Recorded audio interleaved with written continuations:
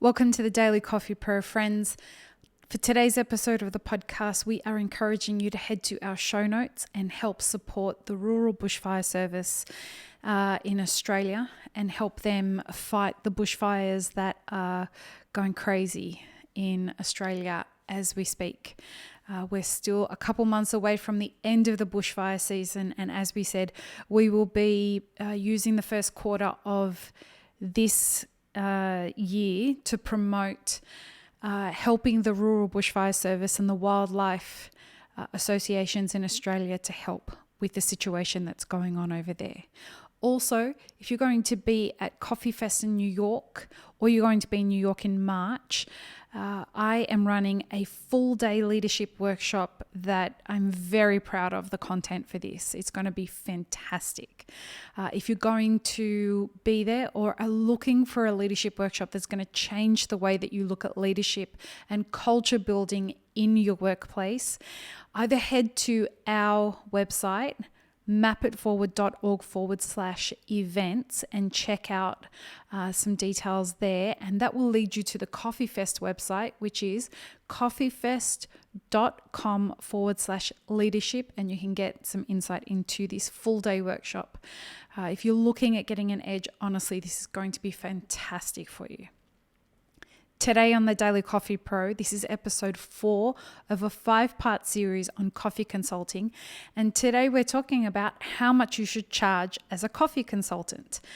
This is an interesting one because I hear a whole bunch of different spectrums of what people are charging and what people think they should be charging versus what they are charging because they think they're worth more or less than what their clients think they are, etc., etc. I also get asked, how much should I pay for a coffee consultant from people in the general community that are looking at either opening cafes or roasteries or whatever? So we're going to unpack all of that today. What should you charge as a coffee consultant is a very interesting question because there is no answer. There's no benchmark. There's no nothing that should tell you what you should charge, how much is too little or how much is too much. That's all on the same kind of thing of how much should you charge for a bag of coffee. Well, how much does it cost you? How much does it cost you if you're going to be positioning yourself as a coffee consultant as a business? Is very different to the way you're going to position yourself if you're doing a one-off coffee job.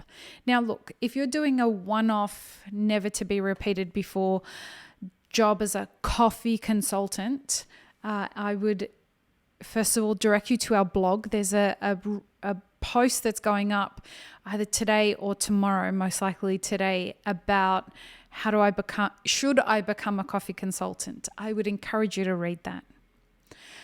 But to help you along the way, if you are going to be consulting with someone on Barflow or something like that as a one-off because you're doing it as a favor for them, I would suggest take your rate as a barista and double it, or your rate as a roaster and double it. I would encourage you to not get too deep into advising them because the real skill of a consultant of any type is that they should be able to anticipate the blind spots that are coming.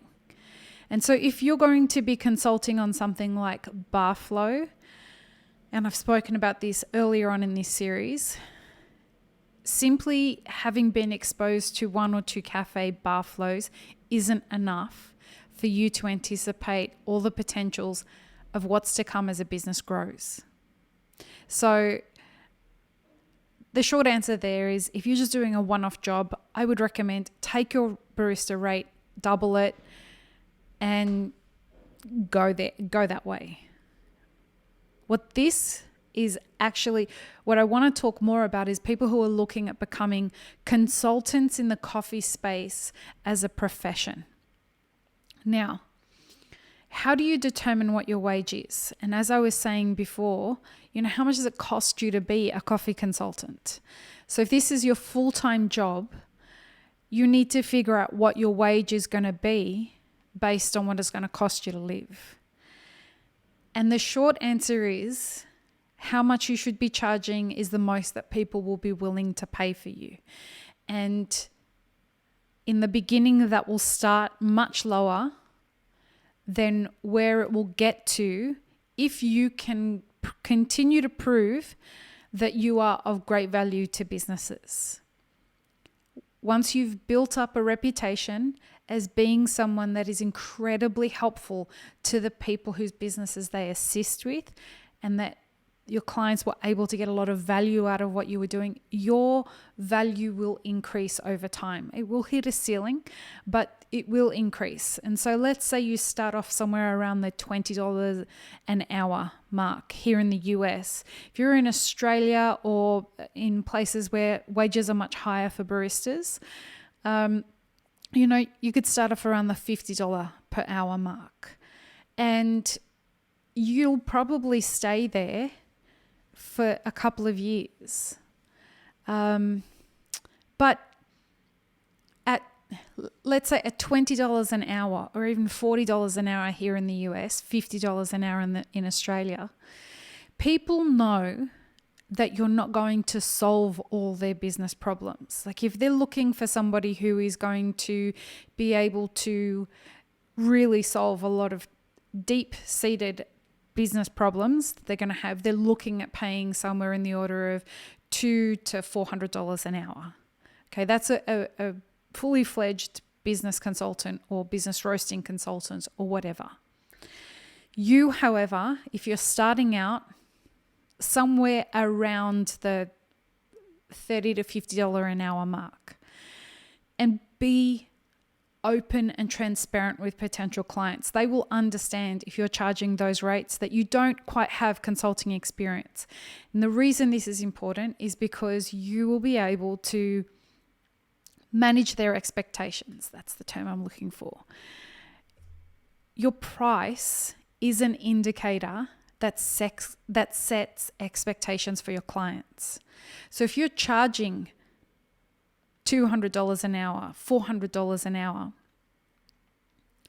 you should expect to be solving serious problems in a business or advising in some pretty dramatic shifts in the way things are going.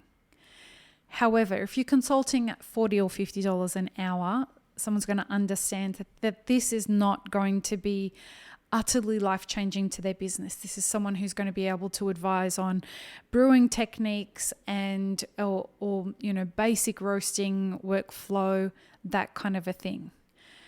They are paying you a rate that's higher than an employee rate because it's for a limited amount of time, usually a very short period of time, and that warrants paying you more because they're not going to put you on payroll.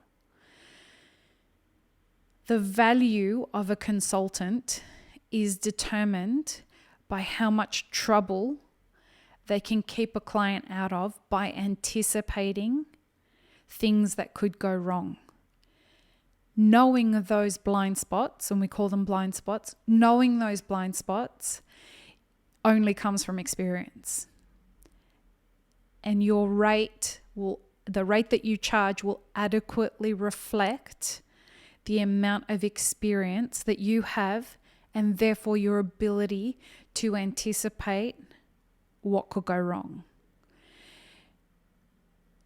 The lifestyle of what we call a coffee consultant, and we spoke earlier in this series about this industry getting better at not calling people coffee consultants, but being more specific about the specialization of said coffee consultant, a coffee roasting consultant, a coffee business coach, a coffee competition consultant, all of those kinds of things.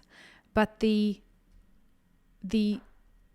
lifestyle of being a coffee consultant and you thinking that, well, because I make, $100 an hour and I used to make $13 or $14 an hour here in the US as a barista. Be aware that the lifestyle that you're aspiring to is very different than what you may think. Being a coffee consultant or a specialized coffee consultant is a lot of hard work. It's very isolating. It's very frustrating at times. When your clients aren't finding the momentum that they're looking for, it can be really demoralizing. But on the plus side of that, on the really encouraging side, it can be inspiring and it can be motivating and it can be filled with joy. And there are many, many incredibly proud moments that you share with clients when they make breakthroughs and when they start to find the momentum where they can run off and fly and just be really successful. Your job as a consultant is to empower people and inspire them to be able to function without you if you've done your job correctly. A couple of other things with regards to how much you should be charging as a consultant. Please be aware that when people are starting businesses or when people who own businesses are in trouble, they're not necessarily engaging your services because they're minted, which means because they have lots of money. A lot of the time that's not the case.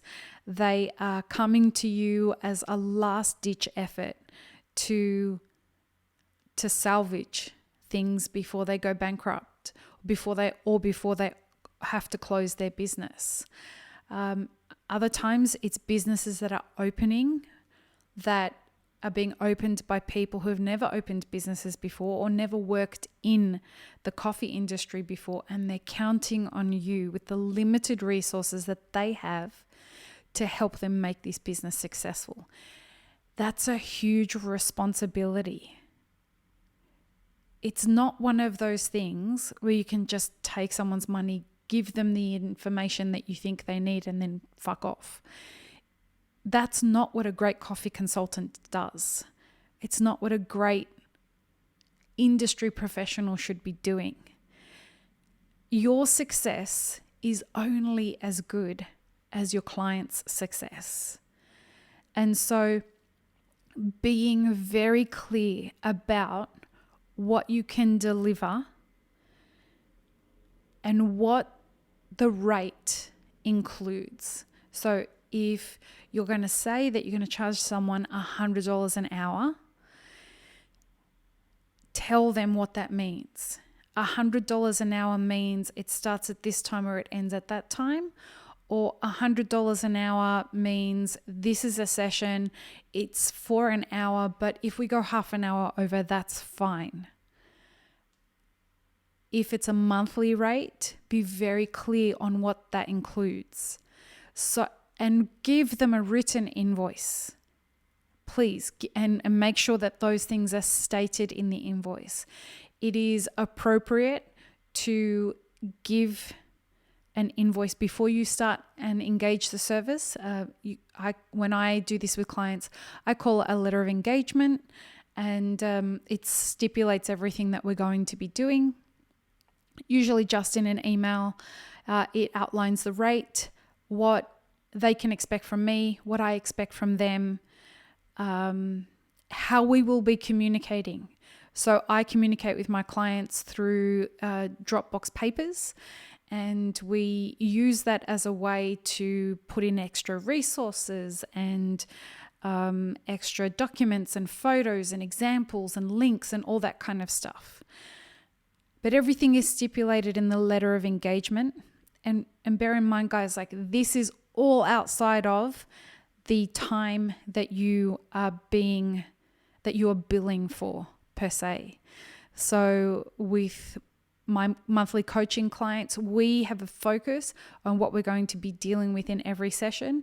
I have preparation time ahead of that, where I have a clear understanding of what their business is and the objectives are, where their pain points are, and I'm doing research behind the scenes, reading articles, looking up journals, finding business cases, understanding the psychology around the demographic of the people that work for them, understanding if there are different business connections that I can help them make that will enable them to make their supply chain flow better.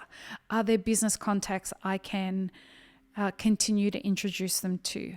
Are there network connections that I need to make that will benefit my clients? All of these things are all done in the background outside of the time that you're actually charging for. But these all contribute to you being a much better coffee consultant in a specialized field, whether that be roasting, opening cafes, competition, a whole bunch of this stuff. So, at the end of the day, how much you should be charging as a coffee consultant is however much you think you're worth and your clients will be willing to pay. That's the short answer.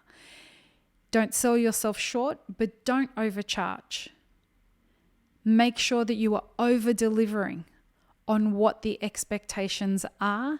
Help manage your clients' expectations by being a clear communicator and knowing very clearly what it is that they need from you and what the objectives, what does success mean for them at the end of whatever the time you're consulting lasts for, whether it's just 1 hour or whether it's on a monthly